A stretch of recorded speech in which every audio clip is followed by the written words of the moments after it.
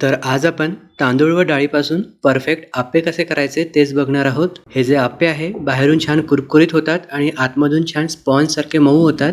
तर यासाठी एका बाउलमध्ये 1 वाटी इडलीवाले तांदूळ घेतलेले आहे. तुम्ही या जागेवर कोणतेही तांदूळ घेऊ शकता.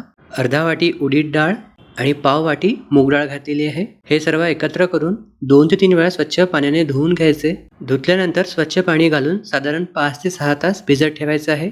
5 ते 6 तास झाल्यानंतर पाव वाटी जाड पोहे 2 ते 3 वेळा स्वच्छ धुवून घ्यायचे आणि धुतल्यानंतर थोड्या वेळ मुरू द्यायचे. भिजलेले डाळ व तांदूळ आपल्याला वाटून घ्यायचे आहे. मिक्सर ग्राइंडरच्या वेट जारमध्ये घेऊन भिजलेले पोहे सुद्धा घातलेले आहे आणि थोडंसं पाणी घालून मिक्सरला बारीक वाटून घ्यायचं आहे. हे एका मोठ्या भांड्यामध्ये काढून अशाच प्रकारे सर्व डाळ व तांदूळ वाटून घ्यायचे आहेत. मिश्रण जे आहे फार घट्ट किंवा पातळ नाही करायचं. इडलीसाठी जसं बॅटर तयार करता बस तसंच करायचं आहे. वाटल्यानंतर हे 2 ते 3 मिनिटे फेटून घ्यायचं आणि यावर झाकण ठेवून रात्रभर फर्मेंट होण्याकरिता ठेवायचं आहे. थंडीचे दिवस आहे म्हणून गरम जागेवर ठेवायचं आणि यावर एक नॅपकिन झाकून ठेवायचं.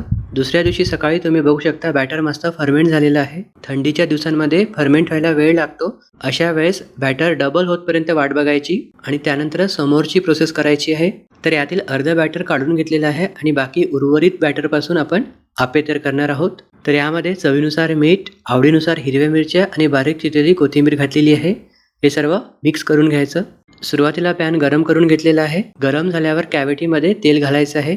तेल चांगल्यापैकी गरम झाल्यावरच मिश्रण यामध्ये ओतायचं आहे. सर्व आप्पे घालून झाले की यावर झाकण ठेवून लो टू मीडियम फ्लेमवर 3 ते 4 मिनिटे होऊ द्यायचे आहेत. साधारण 5 मिनिटानंतर बघू शकता मस्त टम्म फुगलेले आहेत. 2 मिनिटे असेच राहू द्यायचे आणि मग पलटी करून घ्यायचे. मस्त असे गोल गरगरीत झालेले आहे.